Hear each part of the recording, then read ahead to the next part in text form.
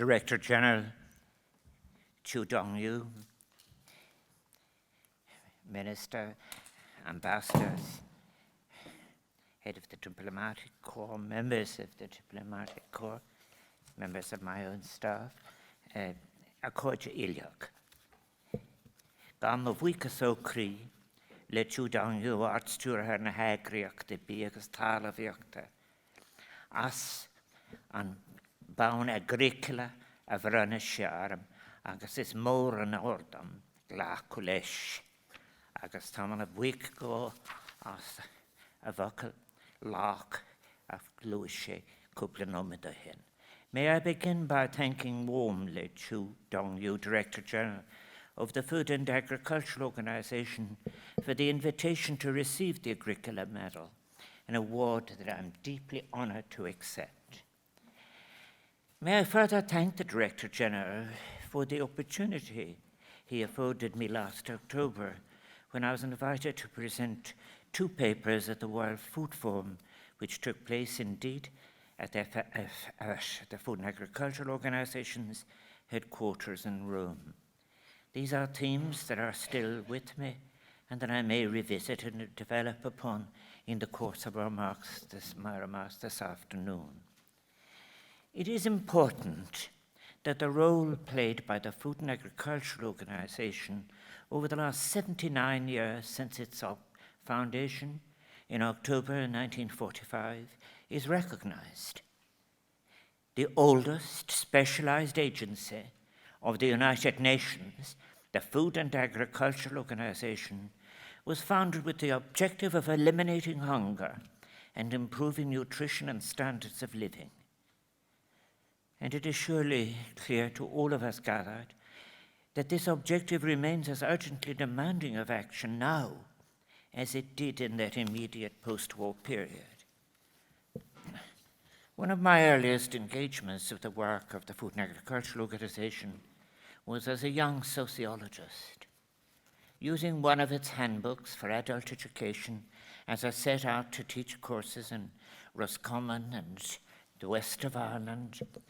And in its early years, the Food and Agricultural Organization had published a series of agricultural development papers, which were available to assist practitioners across the world.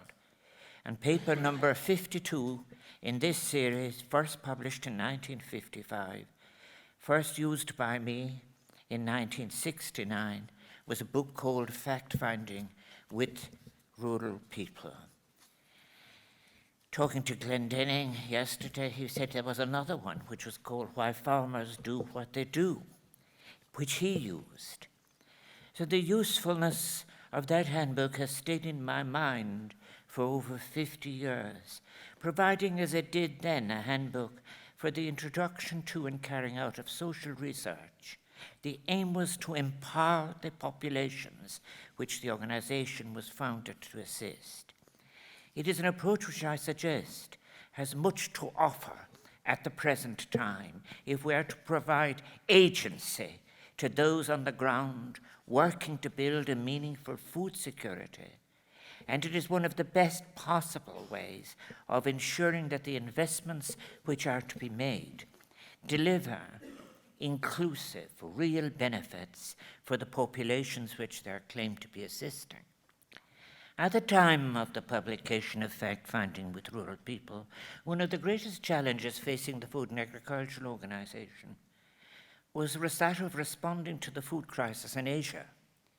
The Green Revolution which followed owed much to the work of a fellow recipient of the Agricola Medal, Dr. Norman Borlaug, who was posthumously awarded the medal in 2010, 1 year after his death. As Professor Glendenning has pointed out in his book, Universal Food Security, How to End Hunger While Protecting the Planet, which was published in 2022, Borlaug placed a strong emphasis on training local researchers and hands-on fieldworks. Books such as Fact-Finding with Rural People were used to involve people in the strategies which enabled the Asian food crisis to be overcome. Now, while the region still faces significant challenges, such as stunting, for example, in parts of South Asia, the benefits of the approach were very quickly clear. Throughout the world, however, the work that is required to achieve the United Nations Sustainable Development Goal number 2, to which the Director General has just referred, end hunger, achieve food security, improve nutrition, and promote sustainable agriculture, remains significant. There are some sobering facts which must be confronted, facts which illustrate the dysfunctionality of our current food systems, production and distribution. How, according to the United Nations, half of the over 8 billion population of the world are defined as malnourished, 2.4 billion people experiencing moderate or severe food insecurity, 2.5 billion people consume low-quality diets or too much food, 3.1 billion people cannot afford a healthy diet, and yet 1.6 billion tons of primary food production are wasted each year in what are described as developed countries, where obesity levels continue to spiral. New data from the 2024 Global Report on Food Crises tells us that 2024 is the 5th consecutive year of growing numbers facing high levels of acute food insecurity. It reports that 281.6 million people, or 21.5% of the analysed population, faced high levels of acute food insecurity in 59 food crisis countries or territories in 2023. Acute malnutrition in food crisis continues to deteriorate, with over 36 million children under 5 years of age in 32 food crisis countries affected, 10 million of whom were severely malnourished in need of urgent treatment. The report also identified some 9.3 million pregnant and breastfeeding women with acute malnutrition in 22 food crisis countries. This, by the way, as some of the leading multinationals were adding sugar to what they were selling as follow-on milk in parts of the world. Overall, more than 700,000 people in 5 countries, territories, were projected to face phase 5, that is catastrophic level, in 2023. And this was the highest number in Global Report on Food Crisis Reporting, double the level of 2022, with particularly stark figures in Gaza and Sudan, which were classified as food insecurity hotspots, where conflict has driven a rapid increase in acute food security malnutrition.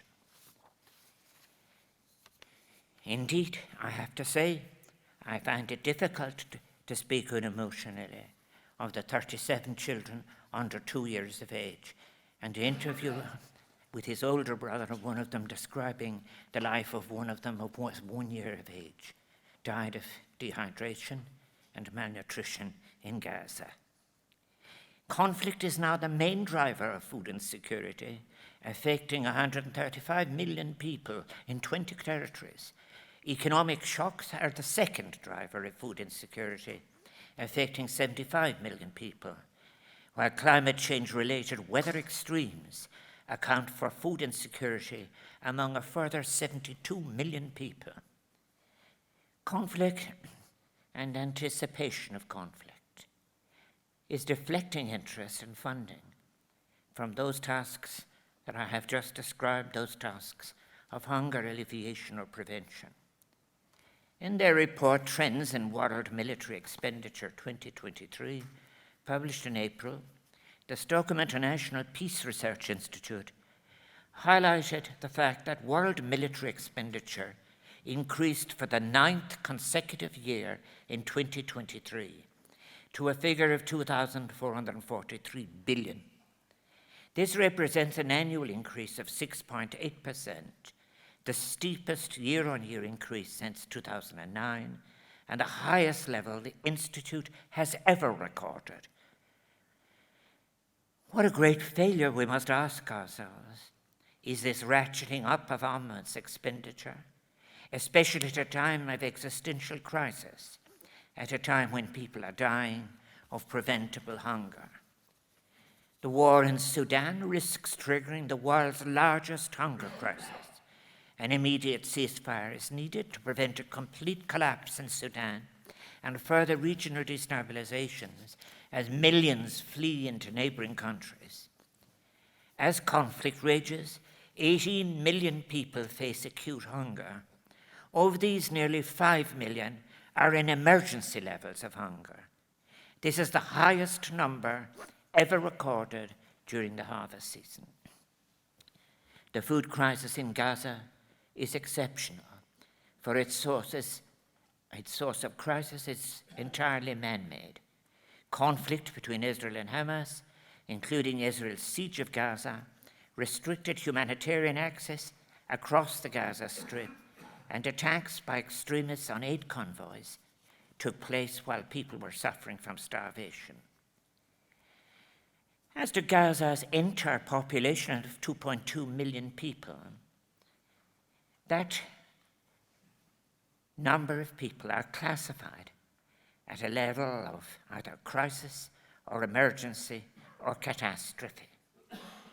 The Centre for Strategic and International Studies has noted that this represents the highest share of people facing high levels of acute food insecurity ever classified for any given area or country.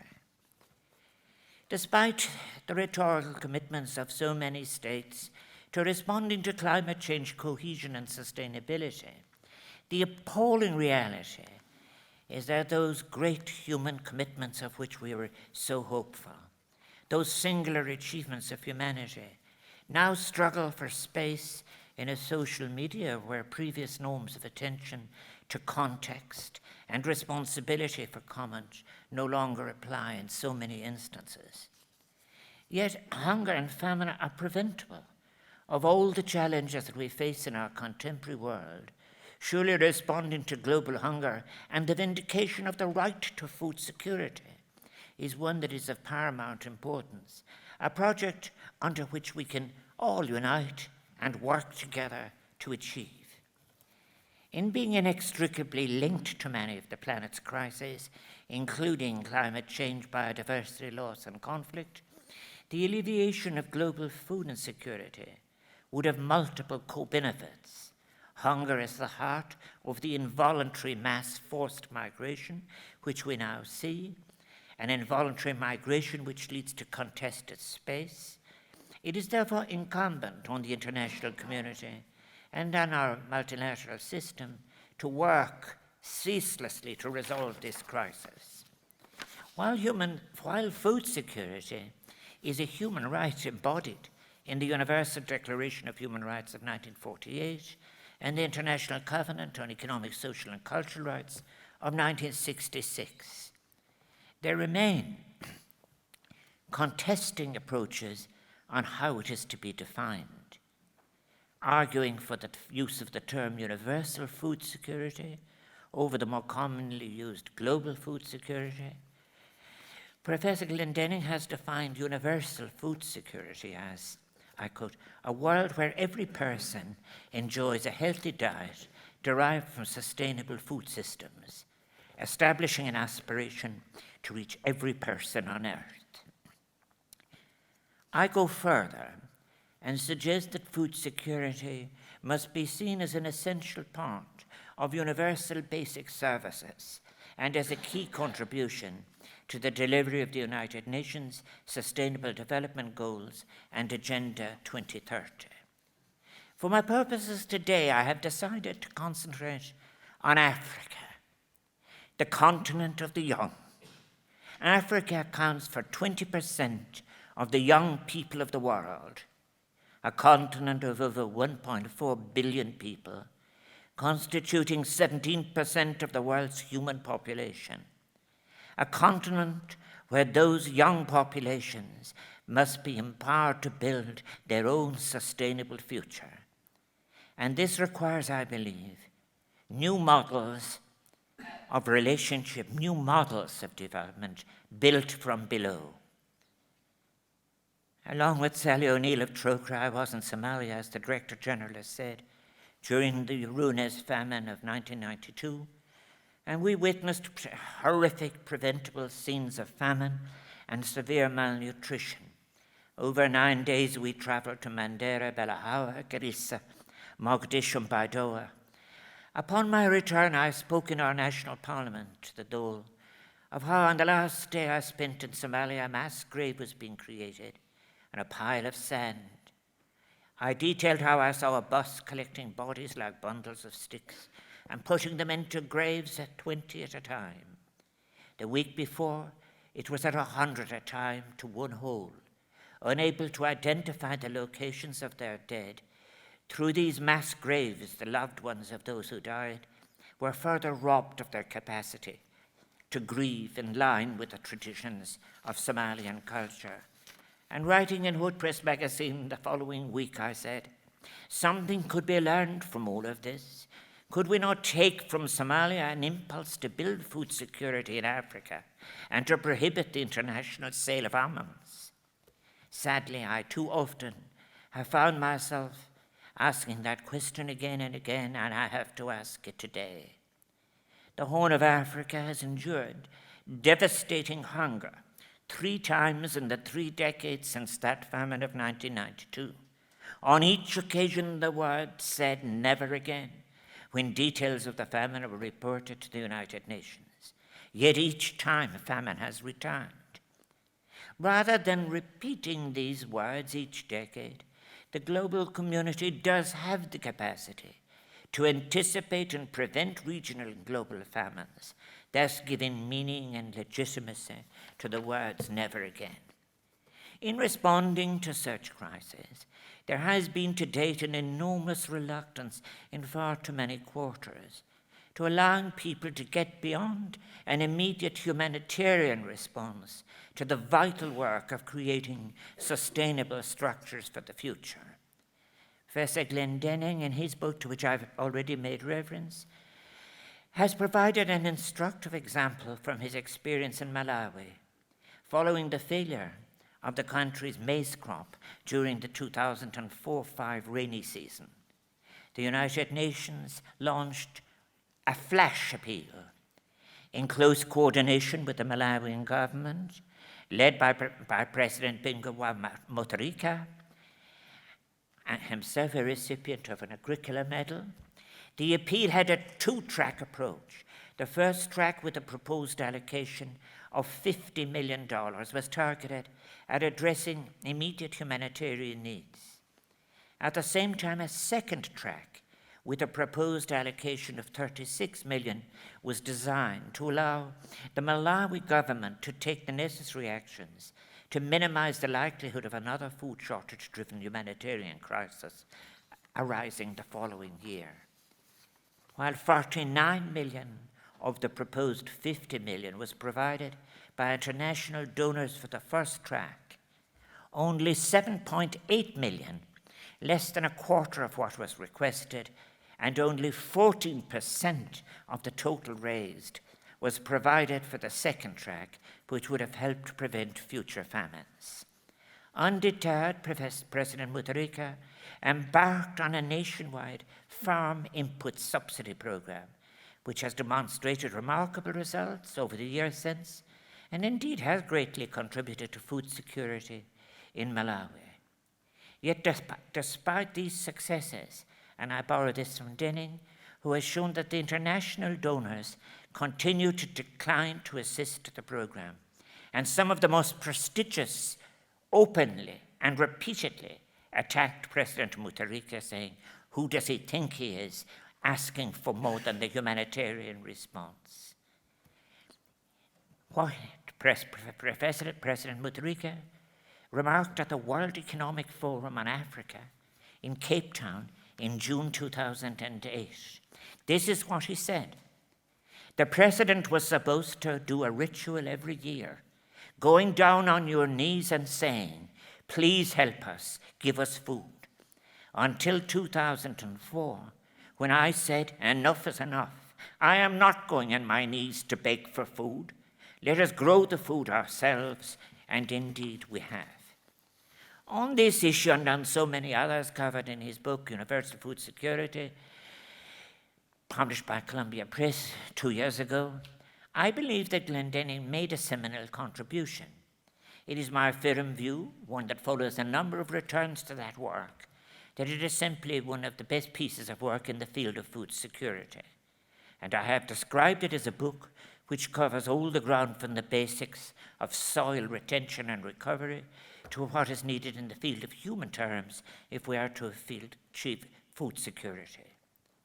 And indeed, Denning himself is somebody who has been a former member of several high-level technical groups of the Secretary-General of the United Nations, and particularly he gave leadership in a number of countries in Africa in responding to Kofi Annan's proposals for a uniquely African green revolution.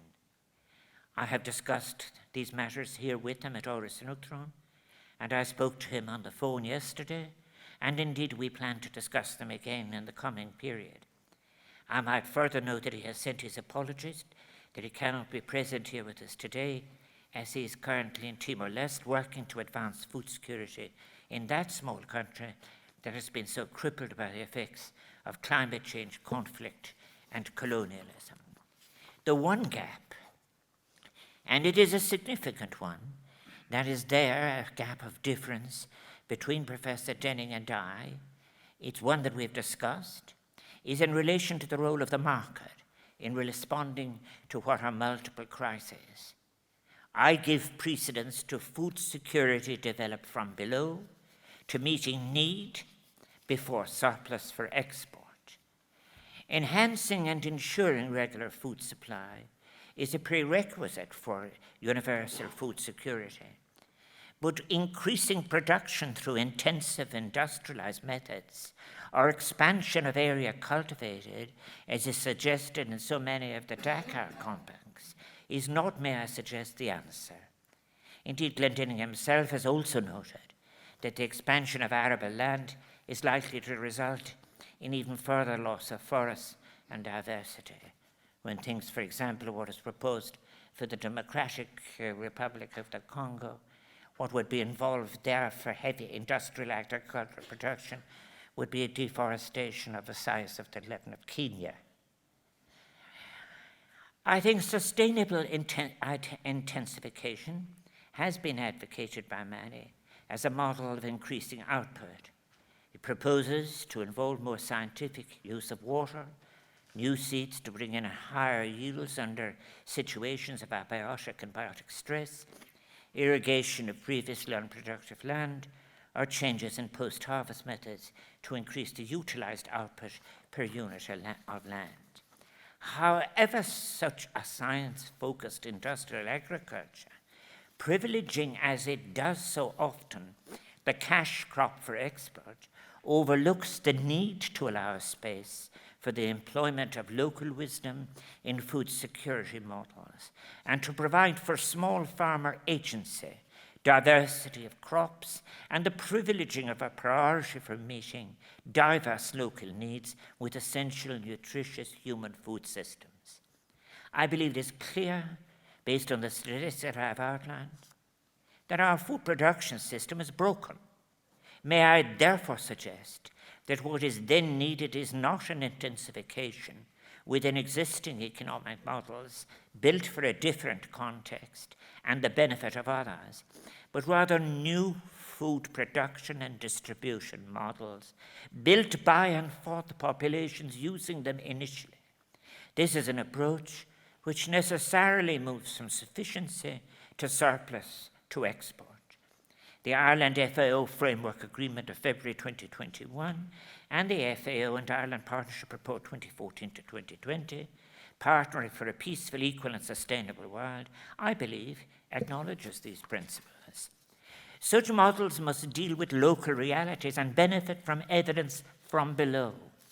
And may I suggest that one initiative which may be of valuable assistance in this task, and which builds on the work of the FAO over the decades, would be what I would describe as the great giving back, by which I mean that tools of investigation and analysis used in previous centuries for colonizing purposes can now be put into new hands to be used in emancipatory ways, including the achievement of food security.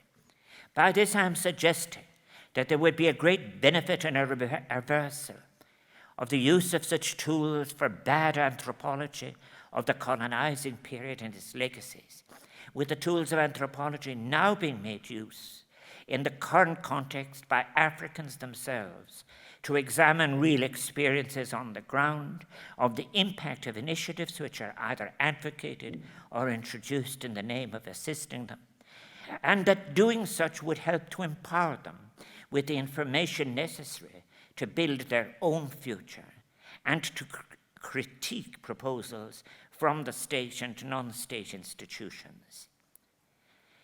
Science and technology skills transfer, surely, I'm sure you will all realize, also fit with the project of contributing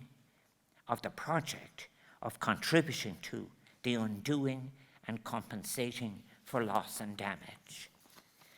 Mirroring the approach of fact-finding with rural people, years ago, such an approach could begin on the ground, and by using the traditional tools of anthropology and investigation, this time not as a tool of the colonizer, but as a shared and understood strategy for African purposes. And I believe that the FAO has a unique space in doing this and role for this.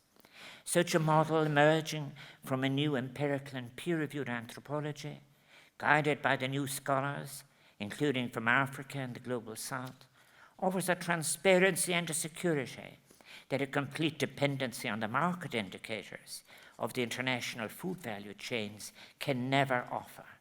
And I repeat again, the FAO is uniquely placed and, given its history, competent to revise and amend those aspects of the Dakar compacts that have been a cause for concern. It is a challenging project for consideration too, in interdisciplinary work, and it will show how the critical integration of ideas from such great scholars as Polanyi and Gramsci and James C. Scott might inform debates on what might be a fair model of globalization. I believe that globalization from below can pattern and strengthen responses to the interacting crises of our time, including global hunger, and can strengthen transitions to democracy. What we are now seeing emerge from what is often termed the global south is a range of movements that are, while not perhaps using the term advocating globalization from below, a project that can undo some of the damage that an unaccountable, uncriticized globalization from above has delivered on institutions and on people's lives. The movement is there, and it is spreading. We have already seen such scholarship, too, begin to emerge from African scholars, assisted by empirical scholarly work by those such as Professor Patrick Carmody from Trinity, in collaboration with, among others, African scholars, providing tools of evaluation and initiation which have the potential to extend and deepen democracy.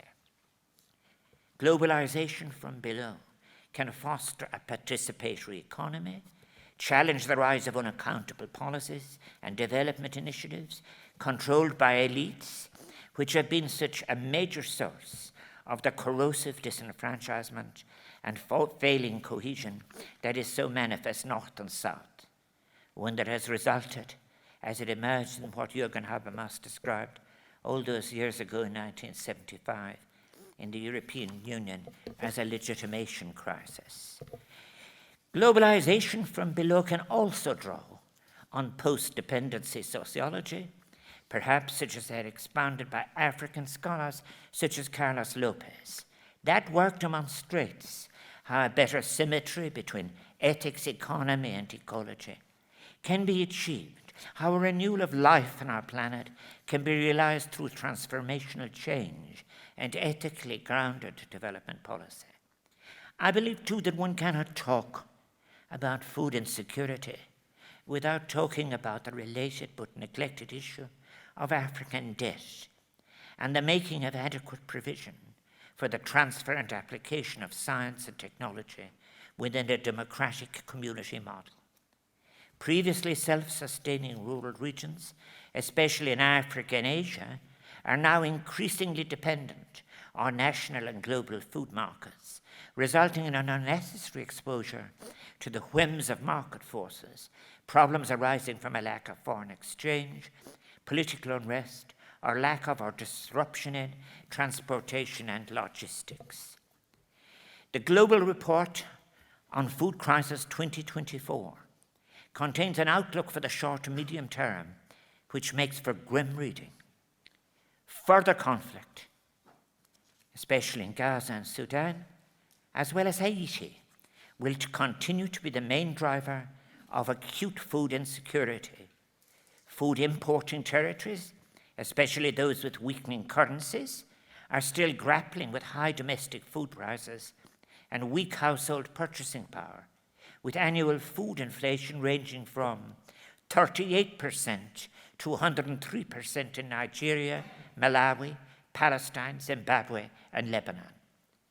Unsustainable debt levels, high interest rates, and currency depreciation are expected to further constrain the fiscal capacity of governments to support their populations.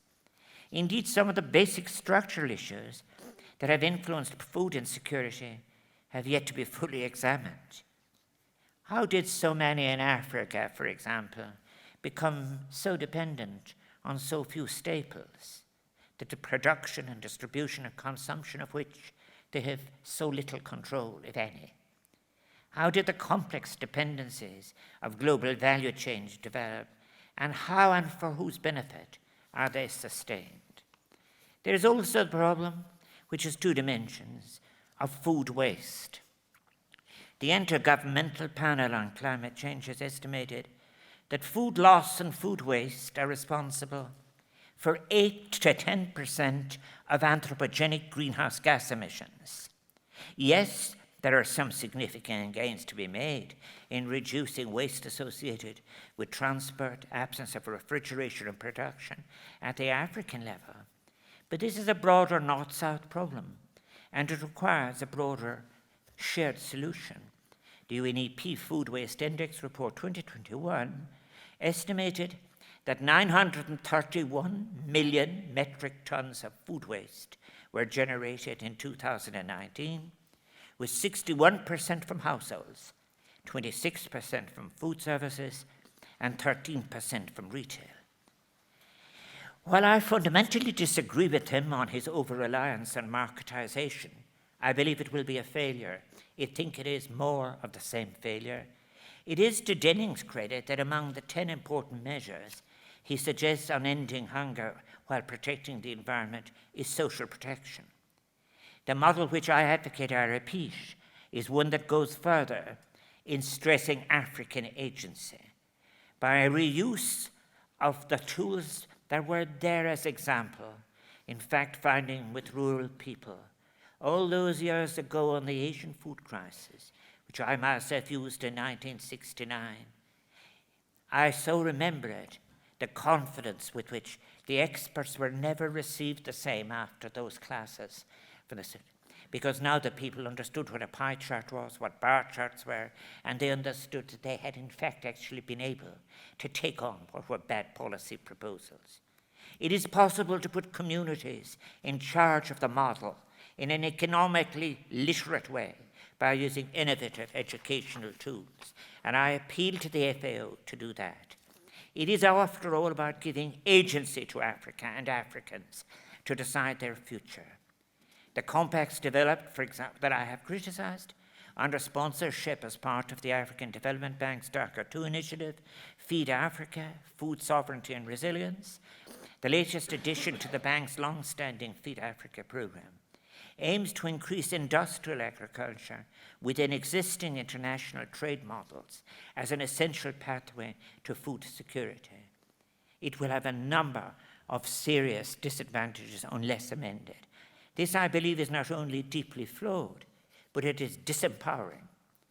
While the volumes of money being mentioned in these contexts, for example, 61 billion after the conference I attended, how is the involvement and ultimate benefit from such sums are to be foreseen is a matter of worthy of discussion, and indeed within the larger context of the future of the United Nations due to be discussed in New York this autumn.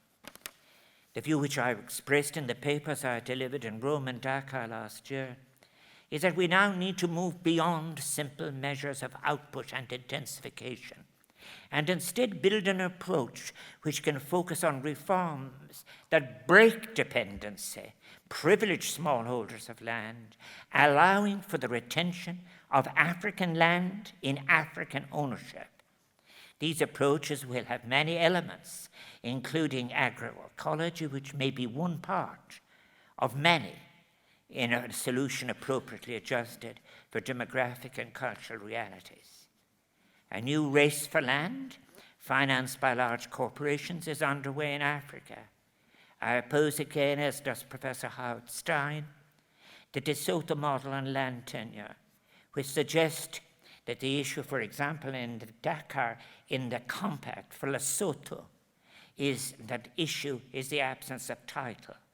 And that if you give titles that may be collateral for private banks, when in fact we all know why did Howard Stein and I oppose it originally, is because of the results were clear to us in Central America and how the Grace Corporation established vast tracts of land as titles were bundled and sold by males, leaving women in the fields, hoeing in the sun on land they no longer owned.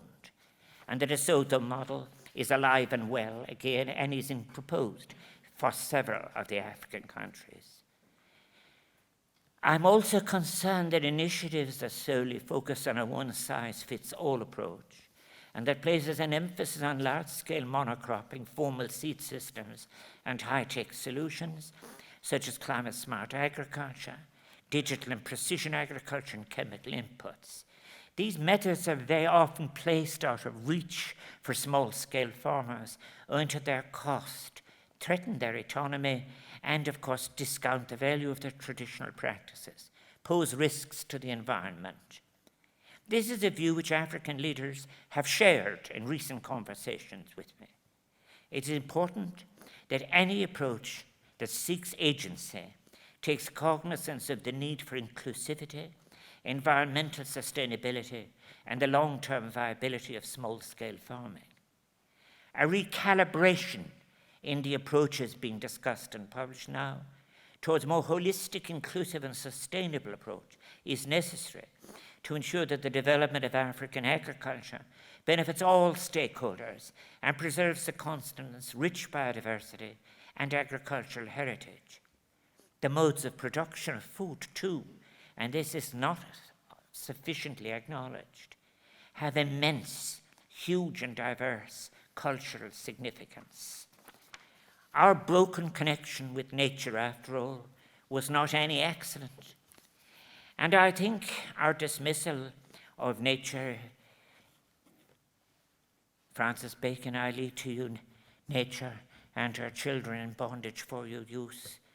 It was supported by a body of intellectual work that facilitated an expression of power through colonization, exploitation, and domination.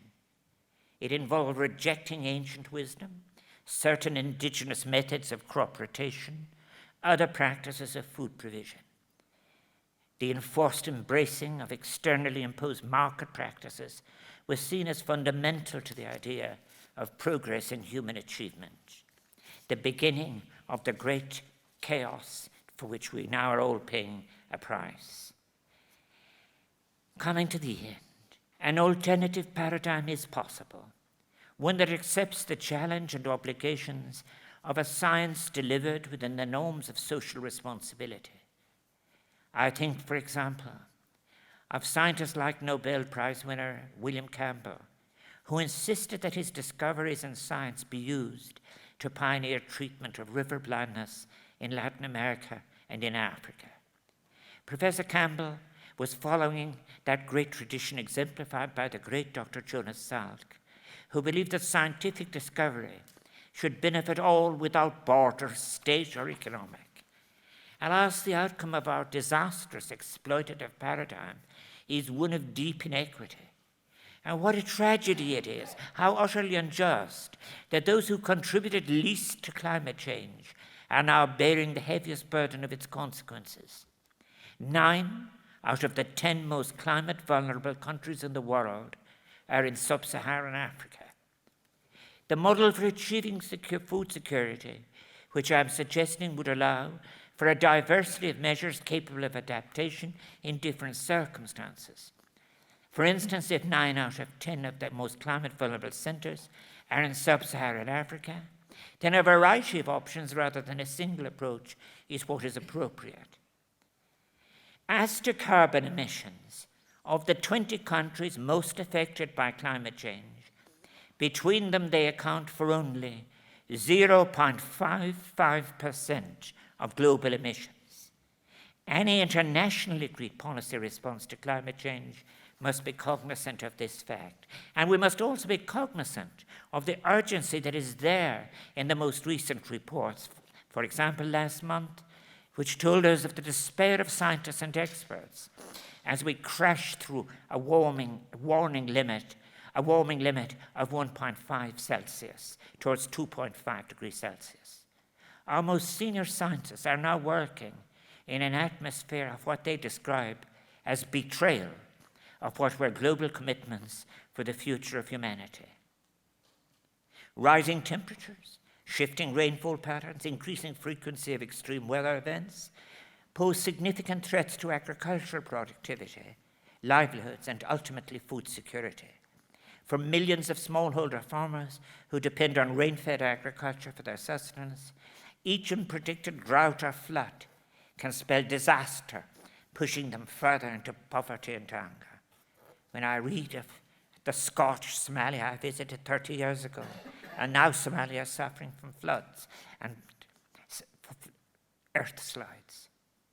The World Bank has reported that 96% of arable land in sub-Saharan Africa is rain-fed, with the population of Africa increasing at a rate of 2.6% per annum.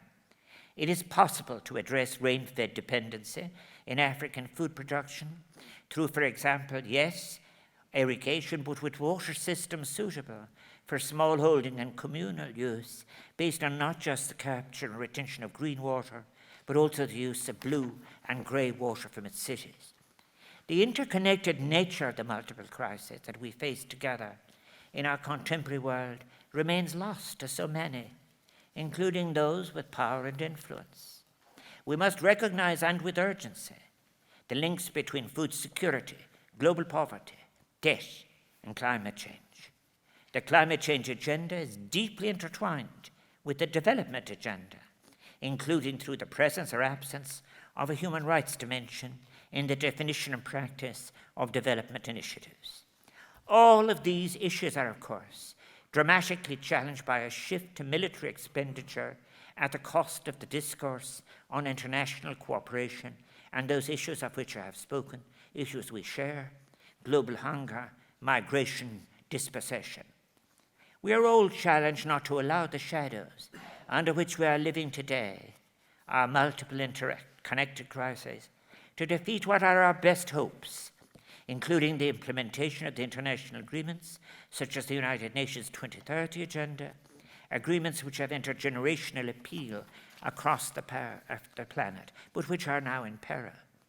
And I look forward to seeing agreed reforms in September's Summit of the Future, which represents a critical opportunity to enhance cooperation on critical challenges, address gaps in global governance which are so dangerous, reaffirm existing commitments, including to the Sustainable Development Goals and the United Nations Charter, and move towards a reinvigorated multilateral system that is better positioned to positively impact people's lives. We must consider ways to lay the foundations for more effective global cooperation that can deal with today's challenges as well as new threats in the future. And what we suggested in 1945 may be, in fact, more than time for revision. The Summit of the Future at the United Nations meeting in September must recognize the links between food insecurity, global poverty, migration, debt, and climate change. And I believe that what I'm proposing in this model of a ground-based, communal-based strategy offers agency, involvement, moves towards democracy, and the best prospect for achieving the Sustainable Development Goals, and a better economics for a future in which Africans from all of their villages will want to participate and go on and help create and achieve good government.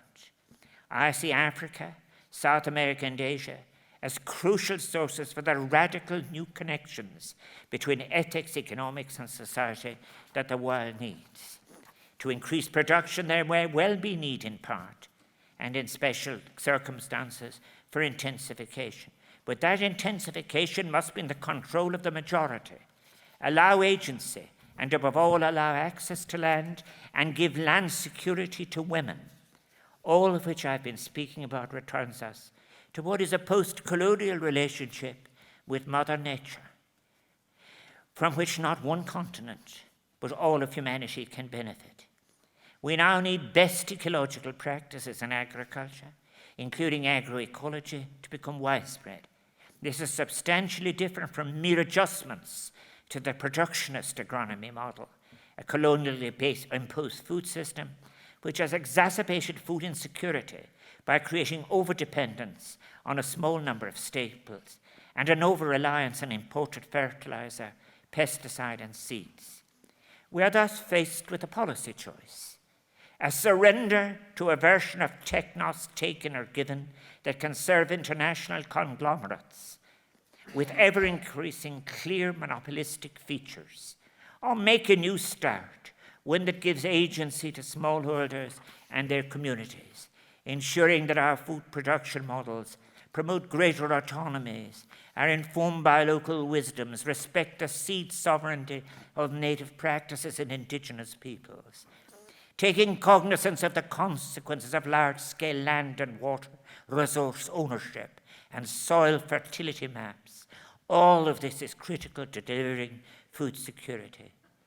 Increases in food production, finally, must be sustainable, even as we continue to lose land to environmental degradation and climate change, with all the horrific attendant loss of biodiversity that is involved.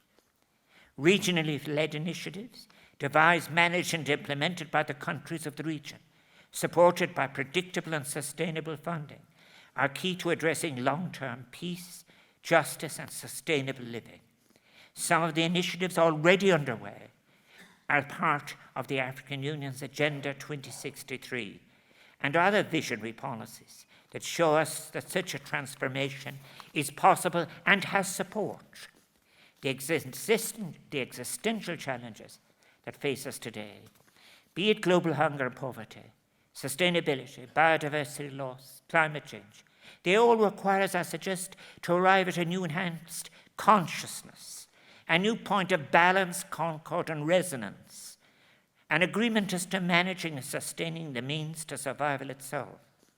And such a new consciousness must be one that seeks peace, recognizes interdependence, the value of cooperation, aspires towards making war unnecessary, of global peaceful coexistence being what we all desire. How appropriate it is this, I say and finish, that the word Agricola, the award I received today, is the Latin name for farmer. It is farmers around the world, custodians of the land, who will be responsible for the delivery of our new model of food production that will ultimately bring about a food-secure existence on this shared, fragile, vulnerable planet. We must work with our diverse groups of farmers in the world in support of this goal, recognizing that the production, distribution, and consumption of food are inextricably linked and connected and require awareness and change from us all. Let us take meaningful steps to enable a fruitful re-engagement with nature, using the best of tools available to us, including, as I have suggested, old approaches used in different ways, such as anthropology. Indeed, all of the tools of social science, we are challenged to embark on a new beginning, one that is inclusive, life-affirming, and celebratory of diversity, one that can work in a variety of settings, one that can adequately respond to climate change and the needs of sustainability, one that offers prospects for avoiding unnecessary conflict, of achieving peace within and between peoples. We must endeavour together in our diverse world, seek to construct such a cooperative, caring and non-exploitative global civilization. We have an opportunity to make this century the century in which we rid the planet once and for all of global hunger, one that will see a shared commitment to a global food-secure family, one based on the firm foundations of respect for each other and for each nation's own institutions, traditions, experiences, and wisdoms, founded on a recognition of the solidarity and the vulnerability that binds us together as humans, and an acknowledgement of the responsibility we share for our vulnerable planet, for future generations, and the fundamental dignity of all those who hold life in it.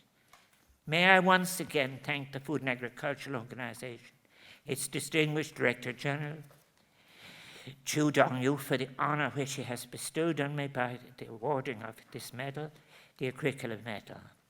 Mo bhuicas ón crí leis, agus leis an FAO, agus livasach tlichte club. Míle bhuicas, thank you.